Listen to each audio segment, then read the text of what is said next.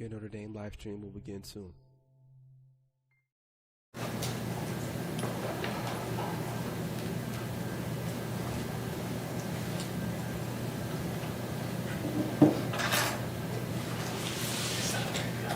All right. So, thank you all for joining us here on this unseasonably warm Thursday afternoon, and thanks everybody joining us on YouTube as well. I'm Charles Levitt. I am an Associate Professor of Italian and Associate Director of the Center for Italian Studies here at the University of Notre Dame. And I want to welcome you to this second Italian Research Seminar of the fall semester. The Italian Research Seminar is an important element in the effort of Notre Dame Center for Italian Studies to promote the study of Italy and to serve as a strategic point of contact for scholarly exchange. So we often say it's a venue to present work in progress and for us to discuss the latest work that's being done in the field. And I think today is going to be a clear example of that. Our speaker today is John Welly, who is Emeritus Professor of Italian and Concurrent Professor of Film, Television, and Theater Emeritus at the University of Notre Dame. And his interests include 20th century poetry and translation, film history, film and literary interactions, and popular culture and media. He's the author of the poetry of Andrea Zanzotto, and his translation of Peasant's Wake for Fellini's Casanova and other poems by Andrea Zanzotto was awarded the Rises de Palchi Book Prize from the Academy of American Poets. He's also a three-time winner of fellowships from the National Endowment for the Humanities. He won the Fulbright Prize and a fellowship from the American Council of Learned Societies. He is, in other words, a very accomplished scholar. He's also a great friend and contributor to Italian studies at Notre Dame, an active and valued member of the center, and I think in particular a great supporter of graduate students and graduate studies. Indeed, even in retirement, he continues to supervise graduate PhD dissertations, which is, I think, a wonderful credit, and we should all say thank you. So I hope you'll join me in welcoming back John Welly for today's talk, which is entitled Literary Celebs, Amalia Guglielminetti, Guido Gozzano, and the Price of Fame.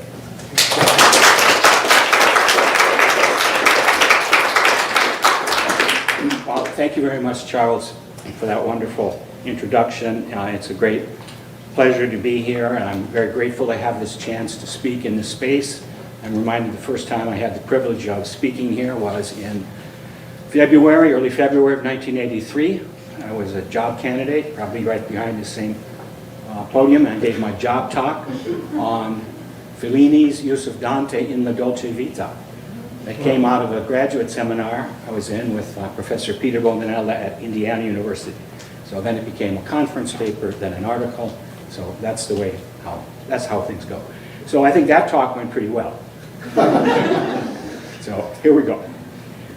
In an article titled Gozzano, dopo 30 anni, first published in 1951, Eugenio Montale reflects on Gozzano's rapid rise to literary success with his second book, I Colloqui, al quale, Montale writes, il poeta dovette la sua improvvisa fama nel 1911 ed è, su questo testo, probabilmente, che i lettori di domani si fonderanno per leggere il poeta con occhi diversi dai nostri. Montale sets as his task to indovinare quello che potrà essere il loro giudizio.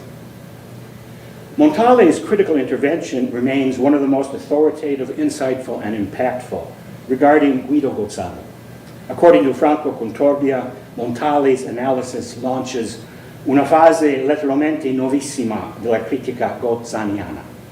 In these pages, Montale creates some of the most iconic images of Gozzano, stating that he entrò nel pubblico come poi non avvenne più ad alcun poeta, familiarmente, con le mani in tasca. Moreover, he was a poet in slippers, and he was the first to attraversare D'Annunzio per approdare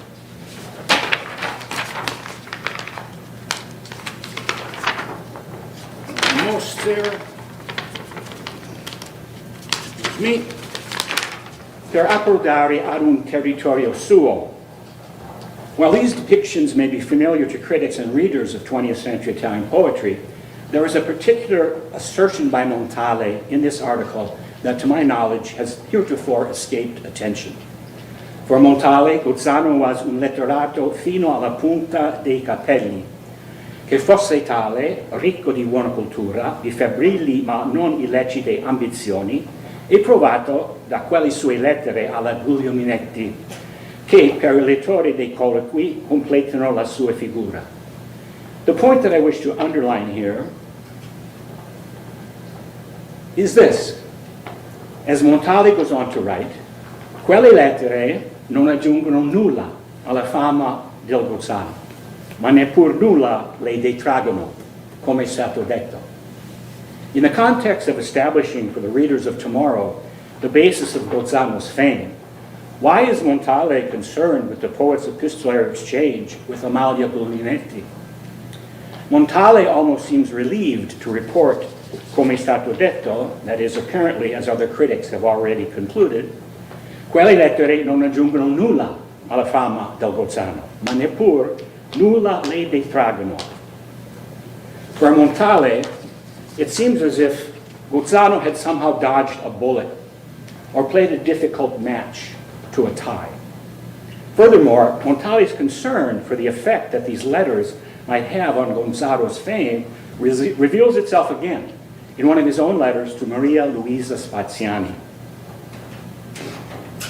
Dated May 26, 1951, on the heels of his reading of the carteggio between Guglielminetti and Gozzano, Montale jokingly enjoins Spaziani to destroy his letter. Elimina questa lettera dal nostro futuro epistolario a cura di A. Tullier, Z. Arzibania, edizione Cardazzo. Dobbiamo morire in bellezza, ma ho paura che il Guglielminetto sarò io. The editors here are fictitious, with strange-sounding names. A. Tullier, Z. Arzibanianian. It almost sounds like invented names that Manzoni did. As is the imaginary publisher Cardazzo. Moreover, continuing to play with names, Montale gender bends Amalia Guglielminetti's surname and directs an ironic and self-deprecating comment towards himself. In some unplanned future publication of his letters with Spaziani, he fears he may find himself in a subordinate position in relation to his female correspondent, and indeed, more importantly, may suffer the same fate as Amalia, trading places with her, becoming il Guglielminetto. He may find that his literary works have fallen into oblivion, as was the case with La Guglielminetti in the 1950s, a decade after her death.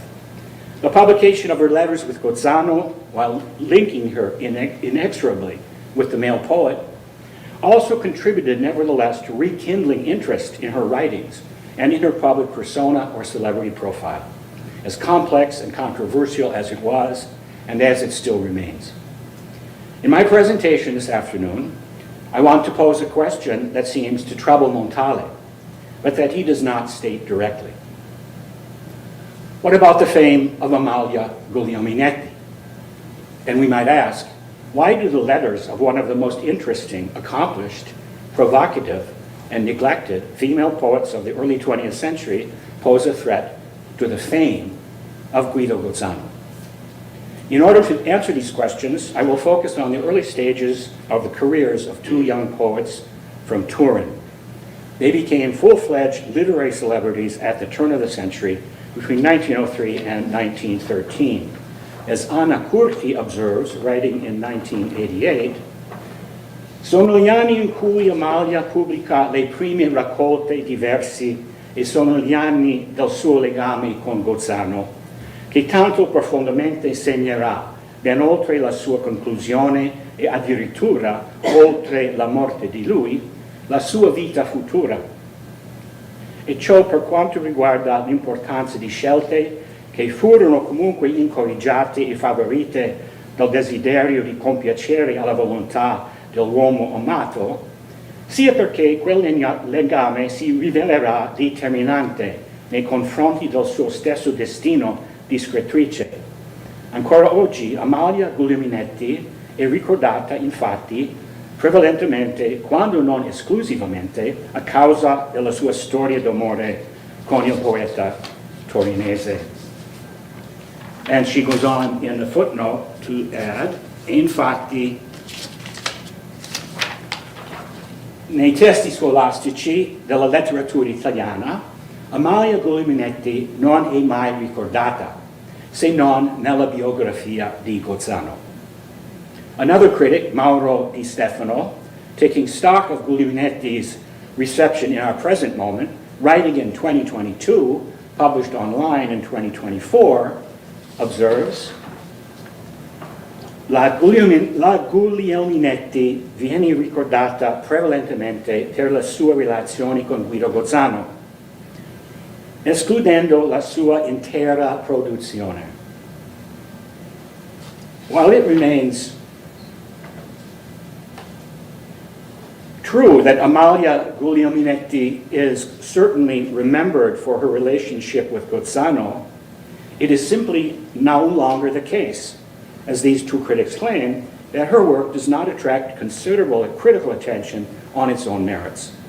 Beginning in the 1980s, with Giuliana Morandini's groundbreaking anthology La voce che è in lei, antologia della narrativa femminile italiana tra Ottocento e Novecento, and Antonia Arslan's, by now classic collection of writings, Dame, Galline e Regine, la scrittura femminile italiana fra Ottocento e Novecento, Italian women's writing began moving from the margins to the mainstream in academic studies, to adopt a phrase from the title of Carol Lazzaro Weiss's volume, From Margins to Mainstream, Feminism and Fictional Modes in Italian Women's Writing, 1968 to 1990.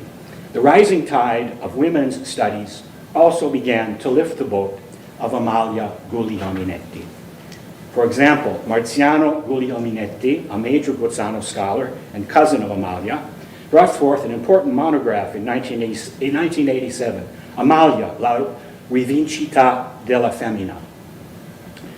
Because I do not assume that the majority of my audience is familiar with the work of Amalia Guglielminetti, and in keeping with what I believe to be the spirit of the Italian Studies Research Seminar, my presentation today aims to be more general, informative, wide-ranging, maybe even freewheeling, what the heck, I'm retired, and open-ended, rather than sharply focused on a specific issue important to other scholars of Guglielminetti.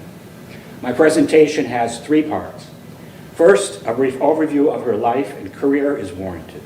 Second, I will highlight just a few examples of her lyric poetry and discuss them in relation to the epistolary exchange with her fellow poet, confidant, and friend, Guido Gozzano. Third, I intend to trace the arc of Amalia Guglielminetti's reception and reputation. In short, her legacy, or fame, if you will, particularly as revealed in images from print media. Let us begin then with a brief overview of her life and career. This is a list of her works. I'm going to talk over this slide. I'm not going to take you through this slide. Over 3 tumultuous decades, between the early 1900s and the 1930s, this brave, original, and transgressive female writer achieved early critical acclaim for her lyric poetry, earned commercial success with her popular fiction, demonstrated versatility in writing dramatic texts and children's literature, navigated widespread celebrity, endured controversial notoriety, as well as 2 lawsuits, to which I will return shortly.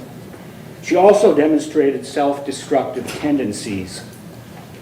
In what was no doubt the lowest point of her life and career, she was arrested for falsifying letters that purported to be from her former lover turned bitter enemy, Dino Segre, who wrote very successfully with a whiff of scandal under the pseudonym Pitigrilli. The false letters were critical of Mussolini and were reported to the police. She was arrested, and during a brief period of incarceration, attempted suicide. This was her second attempt. The first one had occurred 10 years previously in Paris. In 1931, anche su pressione pubblica, clemente davanti alla donna, che era una celebrità, Guglielminetti fu assolta definitivamente, but she was declared semi-inferma mentalmente and a threat to herself and others. After 4 months, she was released and returned home. As all of these episodes took a heavy toll on her personal health, well-being, and critical reputation, her notoriety was amplified in the gossip columns and celebrity discourse in leading newspapers and journals throughout Italy and in Paris. These untoward events and unwanted publicity compromised her career, which was always closely tied to her life, whether she wanted to or not, and no doubt contributed to a critical silence overshadowing her numerous achievements, not only as a writer, but also as a woman in the public sphere, who sought to overcome the limits imposed upon her gender by a fiercely patriarchal society.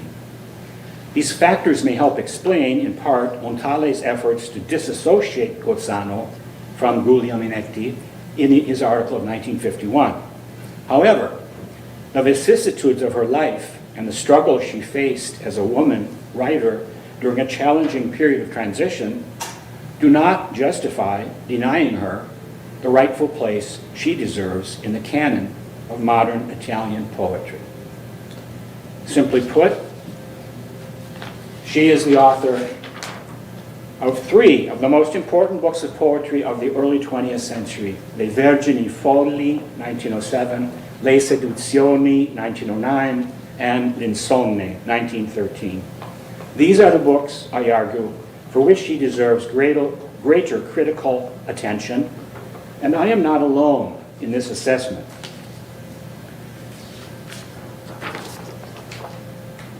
Giorgio Caproni, for example, who is himself one of the leading poets of the Secondo Novecento Italiano, commenting on the books I just mentioned, argues that Amalia Guglielminetti ebbe il merito di aver esordito a 18 anni con uno dei più sinceri libri di poesia che una donna abbia mai scritto, e di averlo fatto seguire da altri 3, che messi insieme compongono l'unico ritratto veritiero di donna, principio secolo, che la nostra superbiosa letteratura possieda.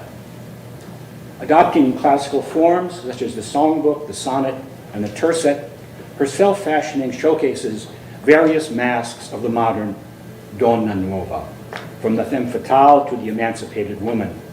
While linked to such traditional figures as Sappho, Gaspara Stampa, and other female poets of the Renaissance, she was also praised for her stupefacente originalità.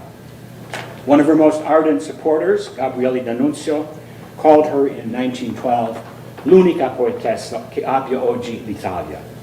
He also signed a copy of his novel, Forse che sì, Forse che no, with a dedication that reads, Ad Amalia Guglielminetti, che con sì fiera melodia canta a sua novità. Other critics were equally laudatory. For example, commenting on Le Vergini folli of 1907, Federico Tozzi writes, Ecco quel che una donna deve cantare, quel che una donna doveva dire. In the second phase of her career, beginning in 1913, she turned from poetry to prose.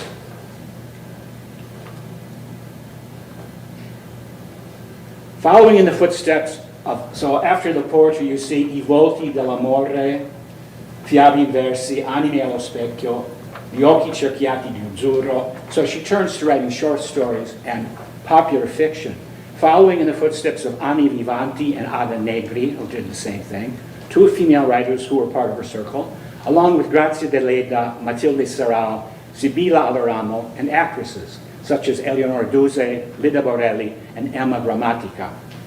She became a prolific and successful writer of short stories, popular novels, dramatic texts, and children's literature. Last but not least, seems kind of early in the talk to use that kind of language, but It's only for this part. Last but not least, she was the first woman in Italy to found and direct a literary journal, and illustrated bi-weekly, published at Turin beginning in 1926. Le seduzioni, rivista di novelle seducenti. In the opening statement, launching the journal, she declared, meglio direttrice che moglie, which is typical of her. She refused to be stuck in established positions for women. She always was pushing against the boundaries. She took opportunities to call out what was going on, what the parameters were. So this meglio direttrice che moglie is typical. And she also compared editing a literary journal to having a husband. And maybe the kind of work it took, what you had to put into it. Contributors included Massimo Bontempelli, Luigi Pirandello, Trilussa, Filippo Tommaso Marinetti, Guido da Verona, Roberto Bracco, Lucio D'Ambra, Luciano Zuccoli, and Colette. She had 2 columns of her own, Con mani di velluto and Indiscrezioni. Under these rubrics, she contributed some 60 articles on social customs, high society, women's fashion, psychoanalysis. She gave advice to women readers, not psychoanalysis, and transnational popular culture, including articles on Rudolph Valentino and Josephine Baker. In the issue of August 27, 1927, she published Pillole di Poesia Negra, and I'm looking at you, Charles. Pillole di Poesia Negra, consisting of some 30 aphorisms written by the celebrated Afro-American dancer. Amalia Guglielminetti has also been compared to the American writer Dorothy Parker, a celebrity author who wrote for Vogue and Vanity Fair. This book, Women's Celebrity and Literary Culture Between the Wars, we see Dorothy Parker. Amalia Guglielminetti would fit very well in this kind of a context, to see her as this kind of a woman writing celebrity columns. In fact, Amalia Guglielminetti has much in common with American writers of the 20s and 30s. Her fiction would sit well in the category of what we call in English middlebrow. Too much of Italian writing in the first quarter of the 20th century, particularly in the realm of narrative, has been excluded or cast into shadow by what Enrico Tiozzi has called the distorting mirrors of Italian literary historiography. I was sorry to miss the talk by Guido Bonsaver, because he's a cultural historian of this period, and maybe some of you can tell me later what his talk was about, because I think there's probably some intersection here, and I'm sure I would have learned a lot from it.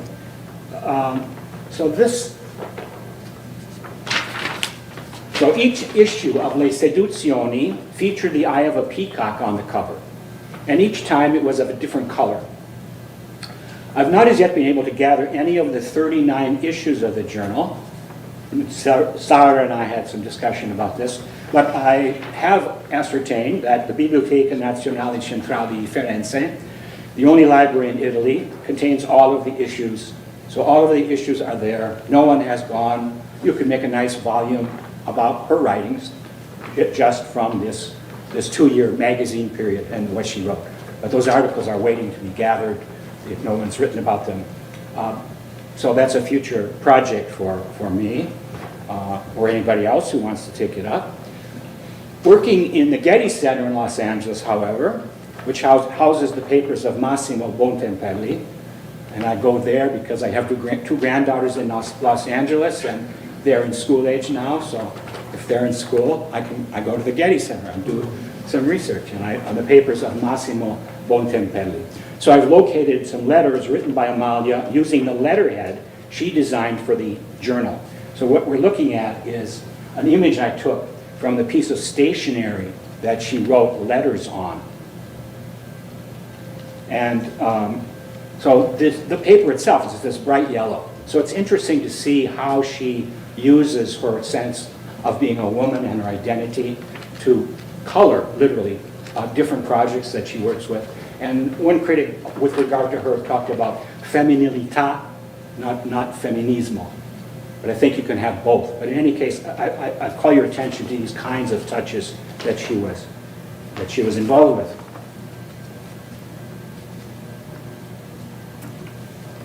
So now let us turn to the second part of my presentation, because I can almost hear Zig's presence saying, John, what about the poetry? You know, you can't keep talking about this other stuff. So that was my overview of, kind of backwards. So now let's turn to the poetry and to the letters with Gozzano. This is a mashup of a photograph that goes back to 1911, and this is a modern edition.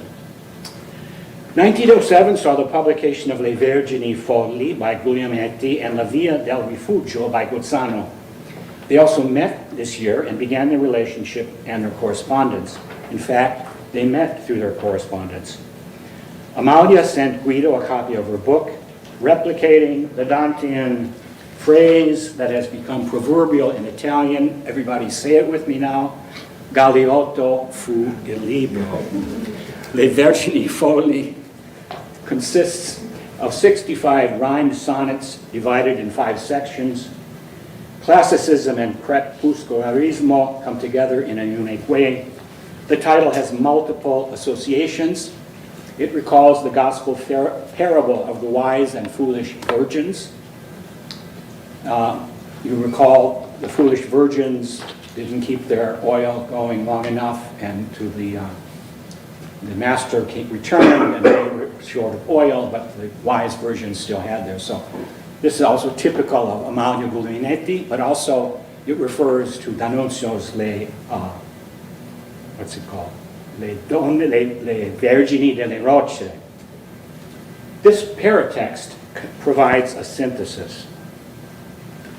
Le Vergini Folli, siloge di sonetti pubblicata nel 1907 e suddivisa in 5 sezioni: anime, spirali, il Signore, profili, verità, tramite il leitmotiv principale dell'opera, ovvero la virginità, scava nel sottosuolo delle insicurezze, le frustrazioni e i desideri di giovani donne appartenenti all'ossimorico universo conventuale, fatto di spose senza nozze, impegni e rinunce, luci e ombre, facendo germogliare nel lettore spunti di riflessione sulla condizione femminile di inizio Novecento.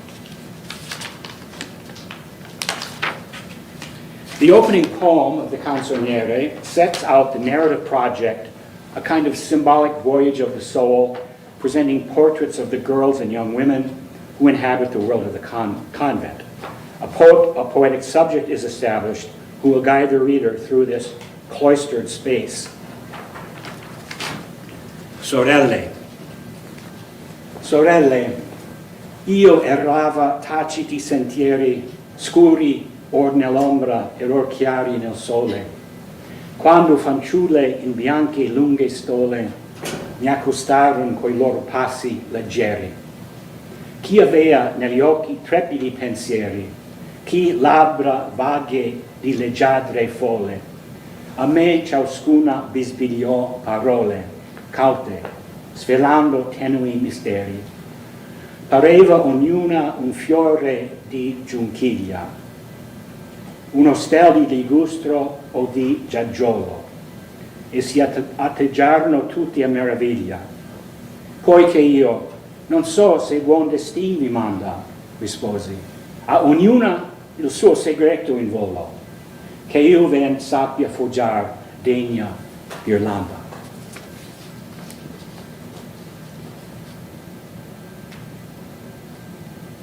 In their correspondence, which begins in June of 1907, Gozzano expresses his appreciation for Amalia's poetry very enthusiastically. They share comments on both. And Gozzano wrote this in a letter of June 5th. Le giuro, cara signorina, che non conosco nella letteratura muliebra italiana, presente e passata, opera di poesia paragonabile alla sua. La degna ghirlanda di sonetti che ella ha saputo forgiare le dà il primissimo posto, non fra le donne, Fra le donne ella non ha competitrici, le donne non sanno scrivere, ma fra gli ingegni virili di più belle speranze. Gozzano's casual remark that women do not know how to write reveals the widespread misogynism embedded in late 19th and early 20th century culture. The so-called mental inferiority of women was pushed forward by such writers as Cesare Lombroso, La donna delinquente, P.J. Mobius, L'inferiorità mentale della donna, and Otto Weininger, Sesso e Carattere. Carducci wrote a preface for the first book of poetry of Anni Vivanti, and in the preface he wrote that he has a rule that women and priests should not write poetry, but he was making an exception in this case. So just to write at all was a transgressive act for a woman, let alone to take on this strong personality. Amalia Guglielminetti's father died when she was 5 years old, and she went to live with her grandfather, who was a very strict man. She had 2 sisters, Emma and Erminia, and a brother, Ernesto. Their grandfather sent Amalia to a convent school for 5 years. So she drew from this experience in writing Le Vergini, Folli. Here is a sonnet on the convent. Il convento, accoccolato ai piedi della collina, s'assopiva sereno il buon convento. Noi no, che dentro il suo cuore sonnolento eravamo come rondini a mattina. Sussurri e cinguetti, l'ombra azzurrina degli alti muri confidava al vento quando, raccolto fra le palme il mento, obliviam la paziente trina. E chi aguzzava sguardi e fantasia a spiare se giungesse il cavaliere, rapitore per qualche incerta via. Poggiava ognuna a sé la finzione più bella, e tutti con dita leggere tessensi ori o fiori di corone. In 1909, Amalia published Le Seduzioni, again a very provocative title, widely considered her most important work, and Emma, a book published privately consisting of 20 texts, 4 terzine incatenati con un verso di chiusa, that were written around the agony and the death of her younger sister. So these are actually quite beautiful poems. Yeah, I think they merit reading and attention on their own. Marziano Guglielminetti calls it un diario della morte. A verse from Petrarch serves as an epithet to the book, perché cantando il duol si disacerba, which Silvio Raffo claims potrebbe sintetizzare tutta la poetica di Amalia Guglielminetti. Let us now turn to Le Seduzioni, published in 1909. Daniela Curti writes, Le Seduzioni è il diario di amore, di un amore tormentato, quello di Amalia Guglielminetti per Guido Gozzano, raccontato attraverso i travestimenti classici, le terzine e i sonnetti dei suoi modelli, Dante e Petrarca, e le atmosfere decadenti dell'altro suo maestro D'Annunzio. Ma è anche il diario di un difficile e faticoso, contraddittorio viaggio alla ricerca della sua identità di donna. In the search for a female identity, Amalia performs in her poetry and also through the images that circulate of her in photographs, drawings, and paintings, many masks that can vary from the angel of the hearth to the femme fatale, from the Sphinx to the emancipated woman. In this poem, she pays homage to Dante and expresses empathy with Francesco from Canto 5 of the Inferno.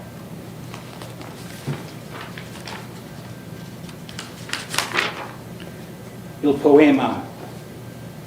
Più maliardo splende il bel poema, dove lo squillo vario della rima, come un riso febeo palpita e trema. Ogni verso è uno stel che reca in cima la sua corolla, e a tre le intesse, sì che un fiore l'altro non comprima. Vi ride amor, le sue vane promesse, ovi lamenta la mentita fede, ovi miete una sua sanguigna messe, e un gel mi guizza dalla nuca al piede, pur mentre il tuo torbido amor mi adesca. Se io leggo qual pagasti aspra mercede per baci del tuo Paolo, o Francesca. You see how she takes the empathy with Francesca, and I can't not think of our colleague Zig Baranski, who was a brilliant lecturer, and I remember his asides were always worth coming for, just that. And once he was talking about this in Canto 5 of Inferno, about Francesca, and he said, just because someone is in hell doesn't mean they're a bad person. That was what Zig was like. So, before examining the next letter from Amalia to Guido, a few general comments on the Epistolario are in order. So there's 126 letters, 80 some from Gozzano and some 40 from Amalia, but there's a lot of strange questions around the philological evidence here. There's probably more letters from Amalia, but no one knows where they are. Also, it was really odd, the person who ended up being the editor for Garzanti in 1951 was a bookkeeper, he was a bookseller, an antiquarian who trafficked in these kinds of things. So these documents ended up in his hands. But it is also one of the great literary epistolari of the 20th century in Italy. It's beautiful. It's wonderful to read. There are so many expressions of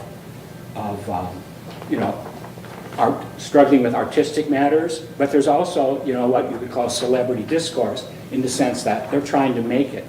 And Amalia has more success early on than Guido does, because she first published her book in 1903, which already brought her some attention, and then in 1907, that book really was met well by critics, and so her fame at that moment was established. But he had a ways to go. And so there's a lot back and forth in the letters. He's asking her, are you going to see Diego Mantovani maybe this weekend? Could you remind him writing that review? Or are you going to go to this person's house? If you do, please note on the desk should be a copy of my book that I sent him. So this is what I call a kind of celebs, literary celebs. They're trying to make it. They're on their way up. But there's also this relationship. And it seems that, so what I call that a common will to fame, let's say. And here's a letter, but there's also this relationship that's very difficult, because Amalia wants to have a relationship with a man. And Guido Gozzano wants to have a relationship with a kind of spiritual partner. He's actually afraid, he backs off, he complains about Amalia's beauty. It makes it difficult for him to do the kind of spiritual relationship that he wants. So here's an example from Amalia to Guido. Porta pure con te la tua ambizione, la tua freddezza, la diffidenza che hai verso di me. Sarà meglio forse, mi guarirai, ma non inasprire ancora il mio male con un rifiuto. Se anche non mi ami, perché vuoi che io ti perda? Perché vuoi farmi sentire così nera, così crudele la mia solitudine, così completo il mio isolamento? Ah, la gloria, Guido, come ne sogghigno. Io non so come tu possa amare, sognare, darti a una così vacua cosa. Io voglio più bene a te che alla gloria. Quella non mi farà mai piangere né aspettare in ansia. As I said, Amalia wanted a love affair with a man. Gozzano was frightened of her. He wanted a platonic relationship based on a common passion for poetry. And this poem by Gozzano, so in their poetry, there's this back and forth, not just in the Epistolario, but there are poems in which they are relating to each other according to what's going on in their relationship. This poem expresses very clearly Gozzano's attitude towards this relationship. Il buon compagno. Non fu amore, no. Furono i sensi curiosi di noi, nati pel culto del sogno. Il lato rapido inconsulto ci parve fonte di misteri immensi. Ma poi, che nel tuo bacio ultimo stensi l'ultimo bacio e l'ultimo sussulto. Non udii che quel arido singulto di te, perduta nei capelli densi. E fu vano accostare i nostri cuori, già riarsi dal sogno e dal pensiero. Amor non lega troppo eguali tempre. Scenda l'oblio, immuni da linguori si prosegua più forti per sentiero, buoni compagni ed aliati sempre. And in fact, in the correspondence, you can see when Amalia understands what's going on, and she kind of lowers her voice in the correspondence. She doesn't take, in the letter I read there, she's asserting a certain position, a certain attitude, but at a certain point she decides, she backs off, and she calibrates her responses.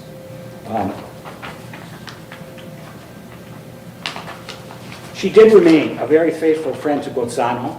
He died of tuberculosis in 1916 at the age of 38, I believe. And in the epistolario too, his mother has a stroke, and as I mentioned, Amalia's younger sister dies. So these are things that they're also sent back and forth in their relationship. We now come to the third part of my presentation, a kind of carrellata of images. Is that right? Yeah. From visual and print media involving Amalia Guglielminetti and celebrity culture. It's going to be a kind of panoramic tracing of the arc of her reception. So I'm going to go rather quickly. I'm not going to spend a lot of time analyzing the images, but I want to kind of bring you up to date. So we started by saying, she's completely fallen off the map as she did.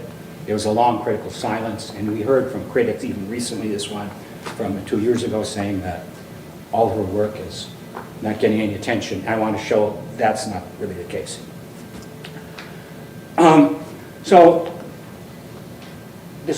celebrity culture, with a kind of broad brush, we think of a theatrical star system was already established in the mid to the late 19th century.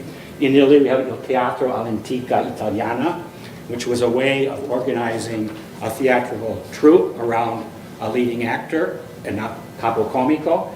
Frequently, the main actor was also the manager-director, so it was a star-driven theatrical system. They were also wanderers, right? They had to travel from town to town. So theater, we have a kind of divismo, also an opera, and we could take it back a step further, and there's quite a bit of scholarship recently about the female stars of the commedia dell'arte, so arguing for a kind of divismo already in the commedia dell'arte.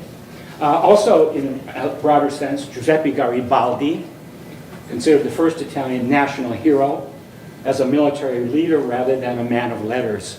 If you read the books of, the Italiani Illustri, and you see this kind of pantheon that takes shape in different moments of history, it's pretty much, it's men of letters, right? And Garibaldi breaks through. This is Lucy Rial, I think is her name. She's written a great book about this. It's about Garibaldi and print media, and she shows how the print media, creates this hero. So this is a kind of, before our moment of celebrity culture that I'm talking about in the early 20th century. Also, we have Il Fuoco, 1900, D'Annunzio and Duze.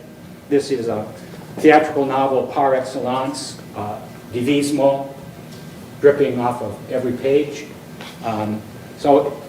This is a general culture. Also, I think it's interesting to point out, in Il Fuoco, and I think you've read it recently, the graduate students, you recall that Thomas Carlyle is a point of reference for D'Annunzio on heroes. So there's a kind of, in other words, to talk about literary celebrity is to see it in a context where it emerges from other kinds of celebrity culture and celebrity society. In fact, people argue that the courts were a kind of celebrity society. So it's not a new phenomenon in the 20th century, but it moves to the center of the culture with sometimes devastating effects, as in our last election. Right? This divismo, celebrity culture, and how it has moved to the center of the culture. So divas and female iconography at the turn of the century, the pervasiveness of divismo, the femme fatale. Here is a famous photograph of Guido Gozzano, Lida Borelli, and Amalia Guglielminetti. And this was taken after a reading at the offices of La Donna, which is a very important illustrated journal for women. And there was a poetry reading there. Lida Borelli read poetry of Amalia and Guido. And already you see that Amalia takes a kind of a pose. You know, she's not just standing there taking a selfie. You know, she's presenting an attitude. She's creating an image of herself. Here's La Donna. Here's a copy of the journal that I was talking about. And this one was a particular issue dedicated to divismo. So we have Francesca Bertini on the cover. And you see how the cover mirrors the mirror effect. So there's a lot of people looking in mirrors, particularly women in early cinema, but also in literature. There's women looking into mirrors. But La Donna was a journal in which Amalia started to collaborate already in 1907. And she wrote a lot, she published poems there, she wrote articles, and then Guido started in 1909 when Gozzano died in 1916. Amalia wrote an article about him in this journal. She was the subject of caricatures and ridicule and comments. For example, one reviewer of a book of her short stories said something along the lines of, he kind of dismissed the book, and he said, the only thing, I'm paraphrasing from the Italian, the only thing that one thinks of saying at the end of reading the book is, Signorina, will you send me your address? In other words, totally dismissing her and reducing her to someone that he could just court. Here, it's probably hard for you to see, and this number is a caricature of her. And what it's interesting in the parodies, they summarize her career up to that point. They mention all the books of poetry that she's written.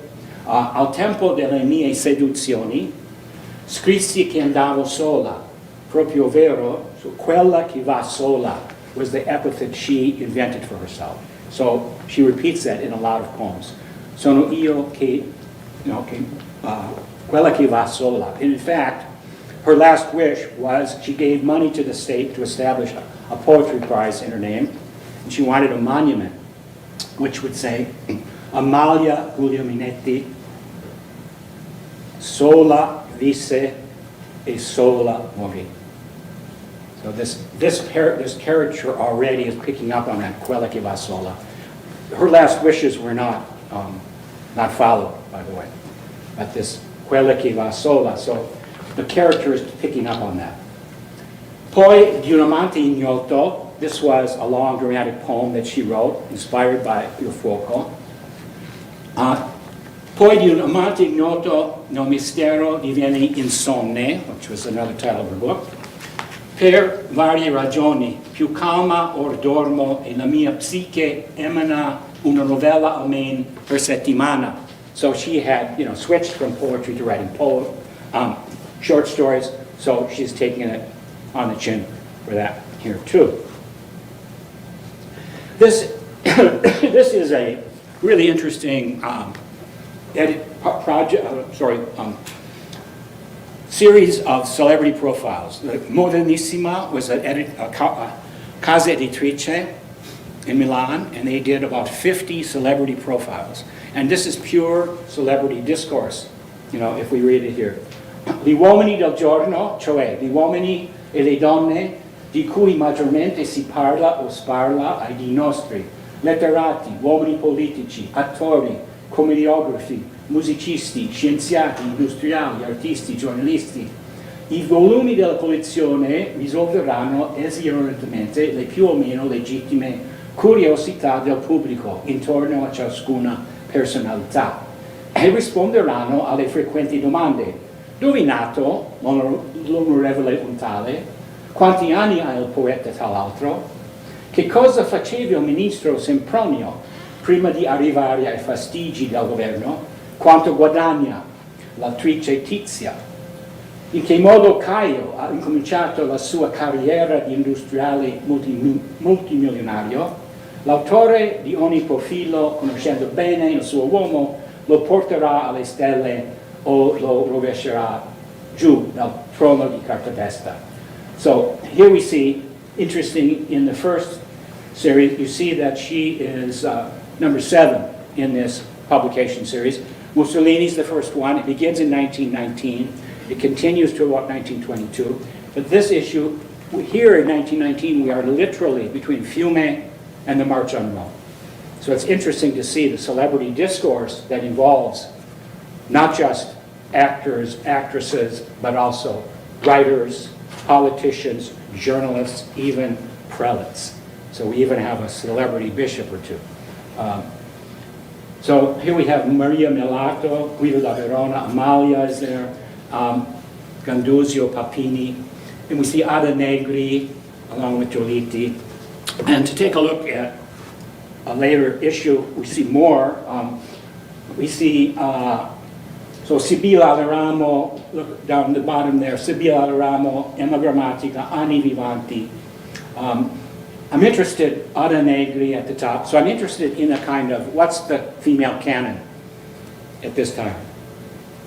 What is a kind of standing of this group? It's very interesting that Grazia Deledda is missing from the 50 and more celebrity profiles. So that's an interesting fact of its own. How, and she's going to get the, she's going to get the Nobel Prize in about, what, 7 or 8 years? So but she's completely off the radar screen here. But I want to talk about Amalia Guglielminetti in this sense of celebrity culture. So this is the cover from her celebrity profile, and it's written by P.T. Grilli. I don't have time today to get into P.T. Grilli. Umberto Eco wrote a wonderful article called P.T. Grilli, l'uomo che fece arrossire la mamma. So he wrote a semi-pornographic fiction that was very popular in Italy. And this is a biography that he wrote, which is still a very important point of reference, even though, it's full of, so Gozzano and Amalia Guglielminetti had a kind of relationship that was over.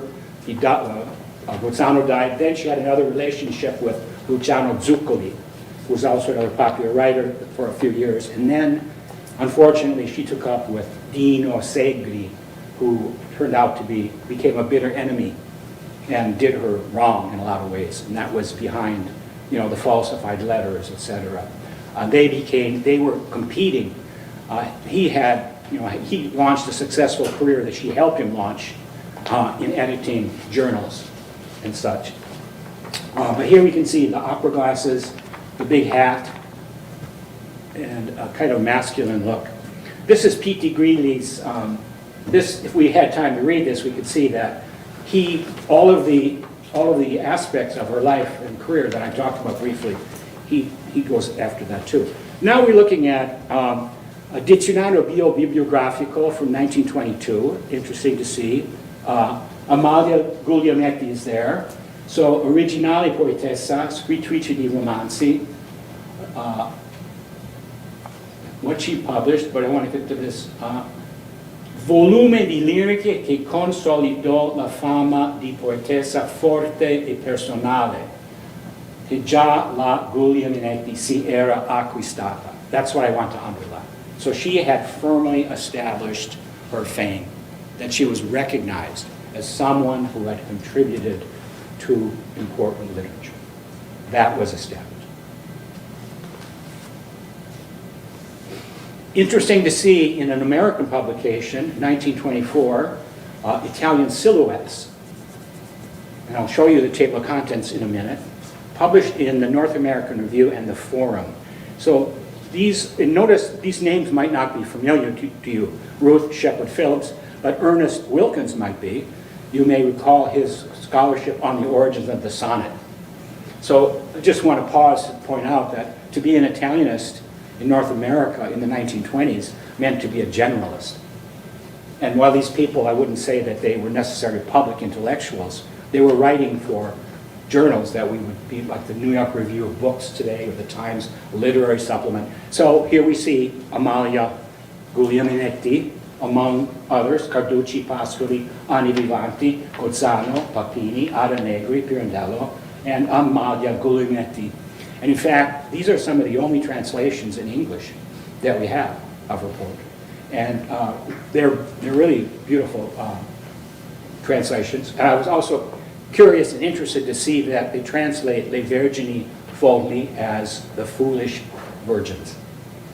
Not, you know, the crazy virgins, but so in other words, choosing the biblical reference. This is an important biography. So this is the second. Mario Gostaldi, who also knew Amalia Guglielminetti.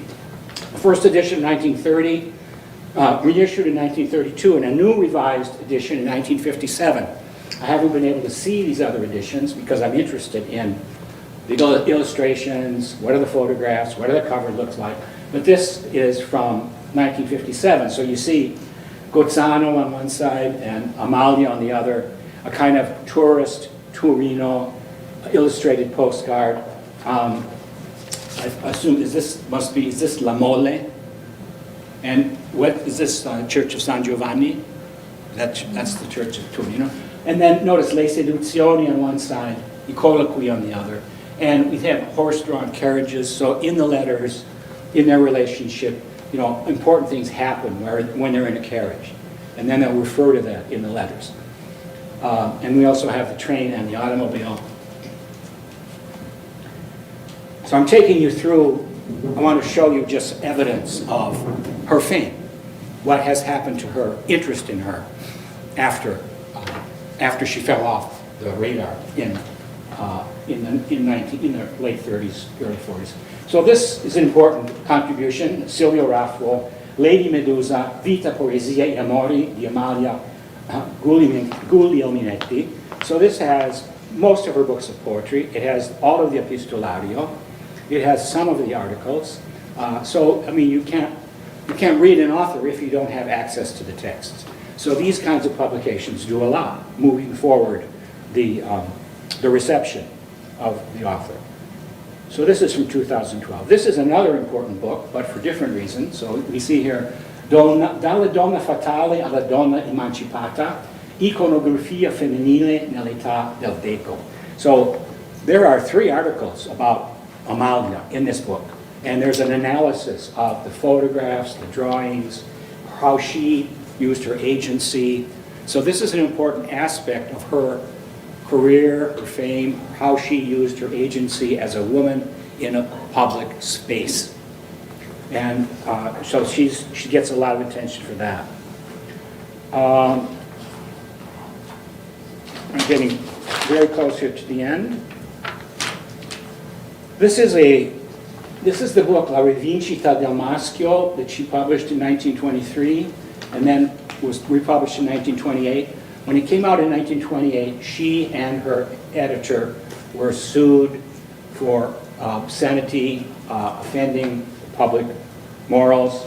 And in her book, Eccentricity and Sameness, this is from 2015, Charlotte Ross, Discourses on Lesbianism and Desire Between Women in Italy, 1860s to 1930s, writes, she describes Guglielminetti's novel La Rivincita del Maschio as, quote, a sensationalist erotic thriller which recounts sexual orgies and female same-sex desire. She goes on, and I'll cut to the chase here. So she was absolved also by the first Italian woman lawyer, Lina Furlan. A second lawsuit was brought against Amalia for a piece she wrote in Cinema Illustrazione about the American film star Jack LaRue. So she commented on his physical attractiveness and that he was a kind of new male film star and that he was presenting a new form of physical masculinity, and for that she was sued for offending public morals. But the case didn't go anywhere. Well, to go through now, so this is another contribution. This is from 2022. This is a first full-length monograph on Amalia Guglielminetti. So it picks up all of her work, talks about the criticism, has a lot of bibliography, all kinds of. One of the things you learn here, for example, that someone is making a film about Guido and Amalia, but supposedly it ends with the death of Guido. So you still see that she's still under the shadow. And here's a very interesting development, a translation in Spanish of the Vergini folli, which is a critical edition with an introduction and notes. So this, in Seville, there's a group of Italianisti, Spanish Italianisti, who are working on Italian writers outside the canon. So there's a group there, and they're doing this interesting work on Amalia Guglielminetti. And this is another interesting form of reception. Marina Rota wrote a book of poems called Amalia Guglielminetti, L'amore in versi con Guido Gozzano. So she reads the epistolario, and she chooses the important scenes, and then she writes a poem about them. And then there's an illustration. So here's how this is an example. The hour's getting late, so I'm not going to read the poem. But you can see, la nobili ghirlanda di sonnetti, non solo siete fine rimatrice, le signorine, signorina, i vostri versi così nuovi e freschi la salvano dal buio polveroso, portandola con suoni petrarcheschi ai fasti di un inferno luminoso. So these are all keywords and phrases from the letters that she reworks into poetry. And there's interesting kinds of mashups, and here's another, I'll just leave you with this. So in terms of publications, a lot of small publishing houses in Italy are coming out with interesting things. So this publisher, one short story in this little book, which is very nice. And here's the cover. You see that they're taking a photograph and they're using the eye of the peacock to make an interesting presentation of Amalia. And this is just one of her short stories, L'Adagio della Sesta Sinfonia. So I don't know what to say in response to Montale, but I don't think he has to worry about being il Guglielminetto, because La Guglielminetti has done quite well for herself. So, thank you very much.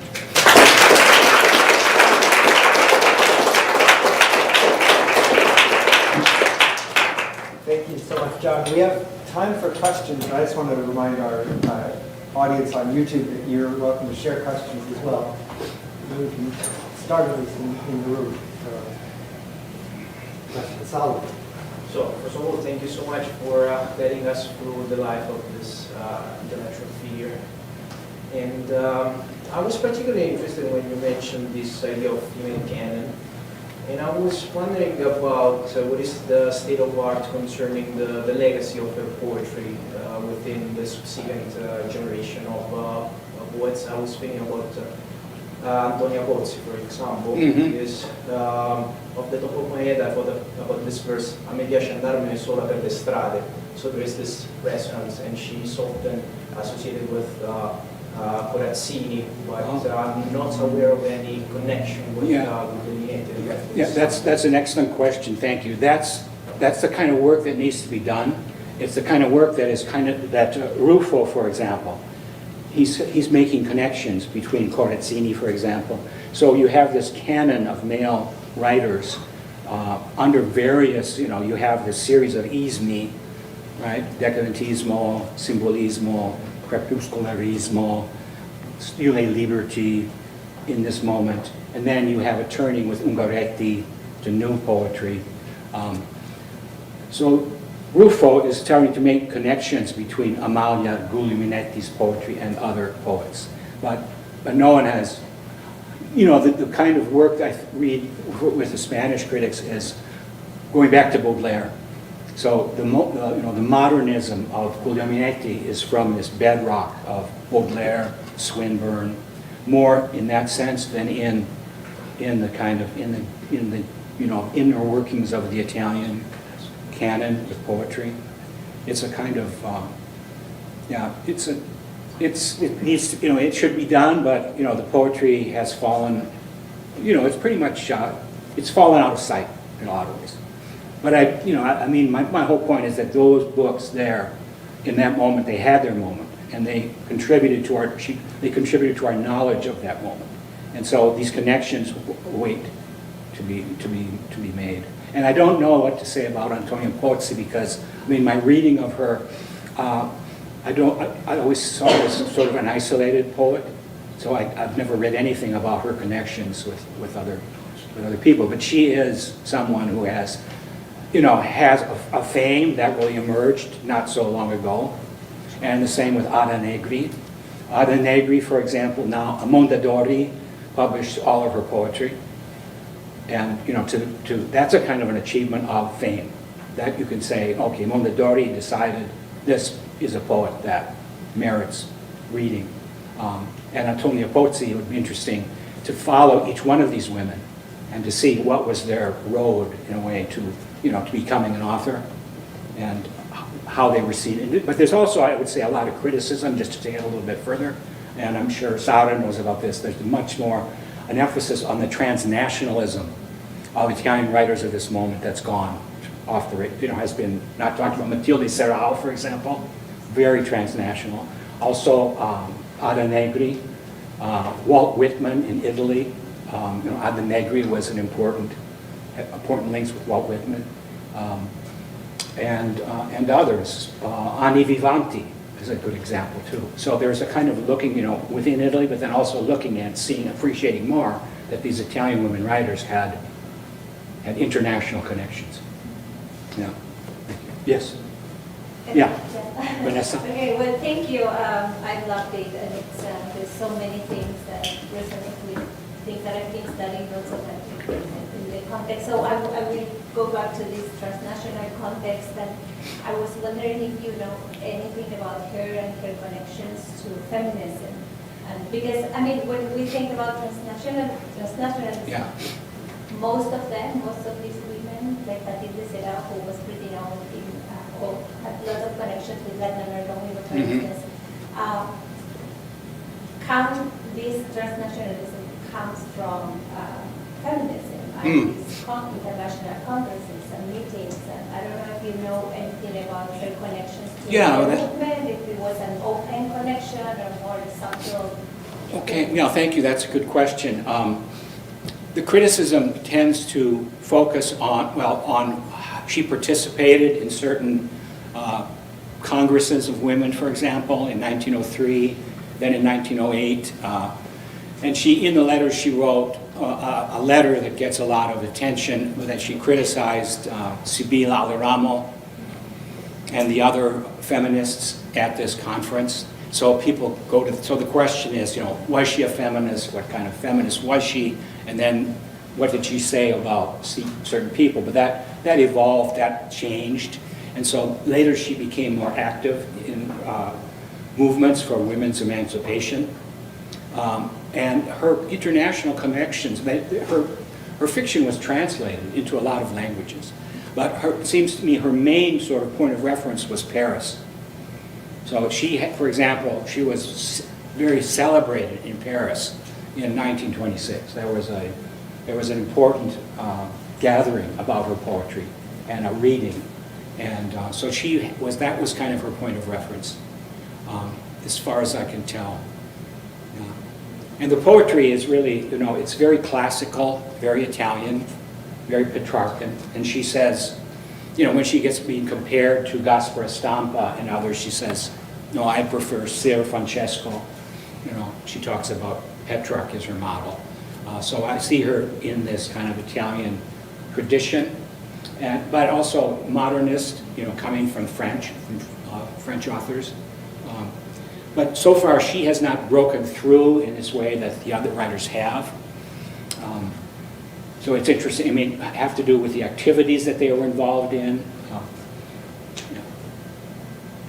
Yes, Laura. Thank you so much for this rich presentation. And I would like to go back to the first part. And you talked about her stationery, the cover, her journal. But what about her literary books? How did she present herself in her books? So you talked about her managing her public image. So how does that, and if does it translate into her books? That's a very good question. And she kind of wanted to have it both ways. For example, I'm going to take you back to that list of her works. One critic wrote that, her pose of femme fatale, was very strong. And not just in her work, but in her public imagery. And so, the line between who she is, what she's writing, the literature and the life, she blurs it a lot. And then, she gets some critics note that Italian women writers, everything was assumed to be autobiographical, and they were criticized frequently, and she was criticized for on moralistic grounds. But she did, in her poetry, she has a persona that is, and then she plays with that. I guess you're doing that photograph. I mean, I'm trying to get back to that list of works. Whoops. So the first part is I volti dell'amore. That's a book of short stories. So she, again, this is a perspective, a female perspective. The title tells you that she's going to talk about love. Anime allo specchio. Again, female identity, the mirror. Le ore inutili. Assuming a kind of domestic space where women inhabit. La porta della gioia, a book of short stories. La rivincita del maschio. This is a work of popular fiction. So it's similar to works like Guido da Verona, who wrote Mimi Bluet, Fiori del mio giardino, which was an all-time bestseller in Italy because soldiers read it in the trenches. So there's a literature of consumption that is, that's semi-pornographic isn't the right word, but it's erotic. It's frequently set in aristocratic circles in Paris, the high society, and so this is the world that she knows, and this is the world she writes about. So there's an assumption that she's presenting herself, and that's who she is. So this line becomes blurred that she pushes back against. Then there's work for children. Quando avevo un amante. Again, a kind of provocative title. Her theatrical works, Nei, Cici's Bay, Il Barro dell'Amore, were not successful. And they were in verse, so they kind of missed their moment. There had been a period earlier in Italian theater with that kind of historical drama in verse. So she, in a way, her moment, she belongs to that first moment before the war with her poetry. The transition to fiction, it's successful commercially, but it has not attained a level where people consider it worth reading. And, I've read a bunch of it, so it's like, chi me lo fa fare, So, I mean, you could be reading Dante, you could be reading Shakespeare, and you're reading things because you need to for the scholarly aspect, but at a certain point with a certain kind of literature, you kind of stop and say, why am I doing this? Il pigiama del moralista, gingilli di lusso. So she gets this from Baudelaire too, the artificial, the luxury. She writes a beautiful poem about jewels, for example. Tipi bizzarri, I serpenti di Medusa is actually an anthology of her poetry that she put together. Again, playing with a very strong female image. And then, this was not a work that she considered, it was her letters that were published. And she died in an air raid in 1941 in Turin. So she died hurrying down some steps, and she hit her head, and that was the end of her life. And her last wishes, as I said, were not met. But she's a figure in which you can't ignore the life and what it means and what it tells you about how it moves out in circles to other writers and to questions and problems, issues, particularly that women faced, and how she strongly made a mark, for which she paid a high price. So that the price of fame for her was a high price. Yes.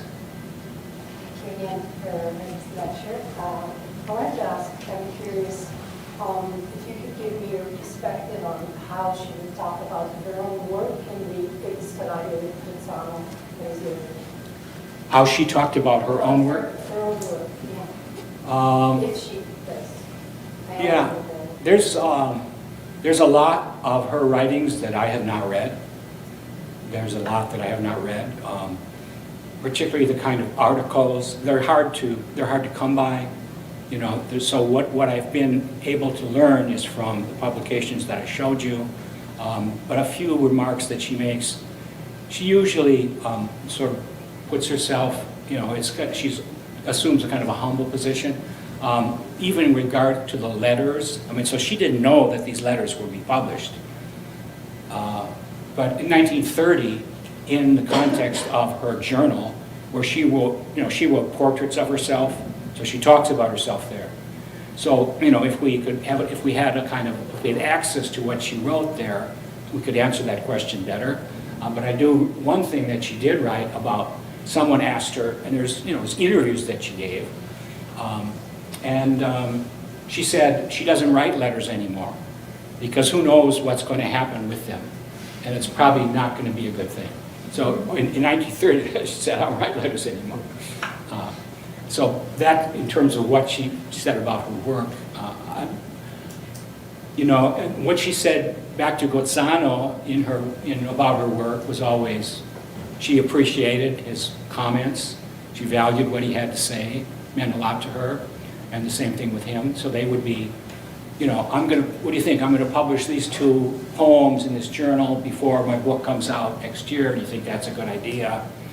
This is the kind of back and forth that they had. But I don't have a lot of information on that question, but it's a good question. Yeah, thank you. Laura? John, we have a question online. Just a nice comment from Eleonora Buonocore, who says it's wonderful to see you, Professor Wani, and thank you so much for this insightful presentation. Sorry, Laura, I can't hear you. Oh, she said thank you, Professor Wen. Thank you for this insightful presentation. Oh. And then Peter, who just completed his MA here last year. Yeah. He said, thank you, John, for this fascinating talk.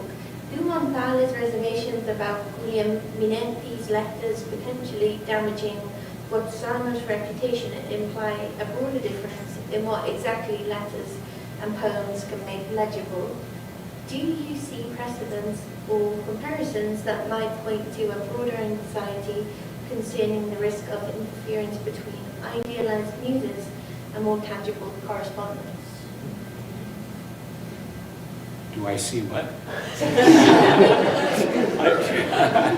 Precedents or comparisons that might point to a broader anxiety concerning the risk of interference between... Okay. So the anxiety on Montale's part. The anxiety on Montale's part? Yeah. Wow. I should be fair to Montale.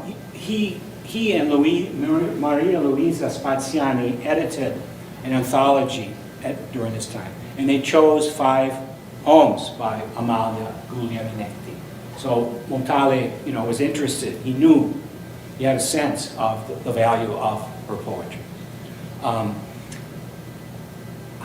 Montale, particularly in his later period, I mean, he's very full of humor and irony and a lot of jokes, and he takes the tone of his poetry down to a level which is kind of day to day.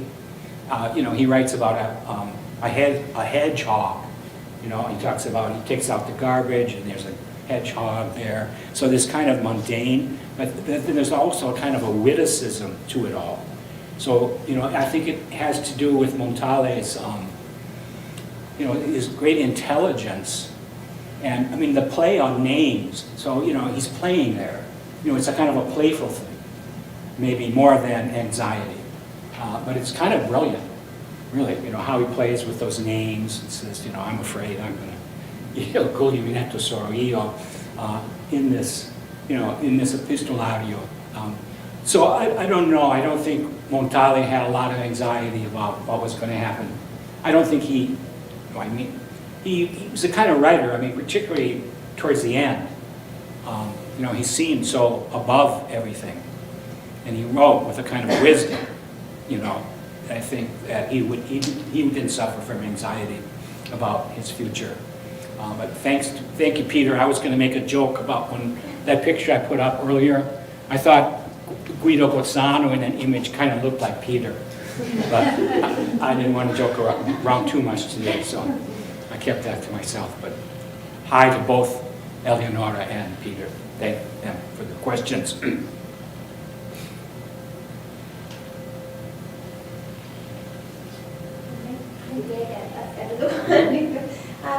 So I like this, when you mentioned this phrase that she repeats of going by herself, and when que va sola. And I was thinking about her self-perception and construction as a celebrity. And on the other side, I was thinking about like a tendency or a goal of many women writers in this period, which was quite the opposite, kind of building a genealogy or a network, and that's being studied a lot. Like recent studies of women writers talks a lot about how they build their own communities or networks or genealogies, and then she's presenting herself as going alone. I don't know if you see in the texts this will to connect to other women. Thank you. That's a great question, because within the poetry, she quella che va sola, but in life, she's making connections. She has friends. You see this in the correspondence too. Ada Negri, she's very close to Ada Negri, and she wrote a beautiful poem to Ada Negri.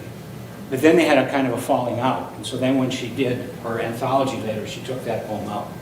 But she also had an important relationship with Grazia Deledda, for example, and so there's letters, and also with Sibilla Aleramo, also with Eleonora Duse. Eleonora Duse, she's kind of considered an intellectual of the period because she was friends with all the writers, and it was correspondence, and so she is an intellectual presence. So maybe this thing of going alone is just like like a construction. Yes, it's a construction. It's a literary construction. Celebrity, maybe. But so it's a construction in the literary context, but in the human context, she is interested and she makes context, and she has a salon. I didn't mention that. She has a salon in Turin, it's the place to be. So, major writers, and Turin was an important capital there, cultural capital at the time, and that was the hot spot.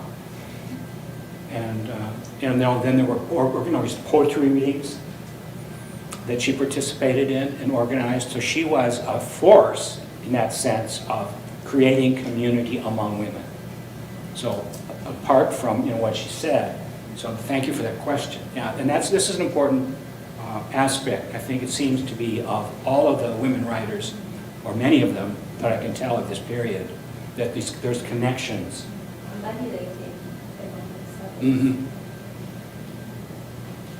editing the journal has to be important for Yeah. her too, right? Yeah. She's giving people a place to publish. Yeah, editing that journal, exactly. And so and she has to hustle, as it were, to get the short stories. I mean, it's it's still a golden age of the short story, remember, from about 1880 to 1920. Writing short stories was something that writers did a lot of. And there were other journals that were, competing for the short stories. Pitti Grilli, was an editor of Le Grandi Firme, and she also began with that. And then, novella. So anyway, they compete for short stories with different writers. So she needs to be, and that's part of why she gave it up at a certain point. And that's why she said it was like having a husband. It was like all the work that had to be done to keep it going. Thank you. Francesco? Why don't we take two more questions? Okay. Yeah. Okay. Go for it. Okay, I'll be very quick. I have a question about the poetic models of Amalia. I think you've mentioned that the chief ones are Dante, Petrarch, and D'Annunzio, Yeah. which is a canon that works perfectly for Gozzano as well. I was wondering whether there are any other fundamental influences from other authors in her poetry. Well, yeah, I mean, she's frequently compared to the pre-Raphaelites. So the kind of, the women, the young women in groups. You see in artworks besides in literature. The pre-Raphaelites, she's seen as being influenced by them. Baudelaire, particularly the emphasis on the artificial. With Gozzano and other poets of that age, you talk about the influence of Belgian poets. I guess my antenna aren't fine enough to understand that, to see that. I know it's talked about a lot, but it doesn't really mean that much to me. So I can't, when I read the poem, I can say, oh, that's from this Belgian author. Yeah, I think she's, that I think too, that there's more to do there, and I wish I had more to say about that. And there are critics who are bringing that forward. So she's not alone. She's in a, she's reading. She also, going back to her education. So she was in that convent school, and then she was in another private school.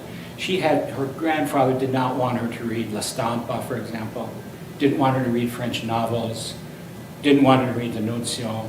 So this was all reading that she did, that she had to sneak around to do. But she also decided at an early age that she wanted to be a poet. And she writes interesting poems about that. That she uses references to Arachne and Penelope. She's not going to do these kinds of arts, but she's going to write verse. So she seems to have a strong calling for poetry. Why she turns away from it to go for popular fiction, I don't know. Well, it's hard to be a poet, And at a certain point, she made her living solely through literature. So, the theater too. Writing for the theater was a much more lucrative aspect than it was of publishing anything else, and that's why you see, people like Verga and all the rest, they wrote for the theater because that brought them more money quicker than writing novels. Do you have a question? Yeah, it's very quick. Do you know if she used some pseudonyms? Can you find those? Yes, she did, particularly in, when she wanted to hide her identity, and when she had something particularly, pungente, something very sharp to say, she would hide. But the pseudonyms were pretty easy to Medusa, for example, or she would play with those things. But in her magazine, she had the freedom to do what she wanted to, and so she would write. She had 2 columns And then she would frequently use a pseudonym in what she wrote there. But all I can go from is the bibliography that I was able to establish from other sources. But I don't know, I don't have access to those articles. Yeah. So I know that she did use pseudonyms though. Thank you very much. And thanks everyone for joining me. Thank our speaker last time.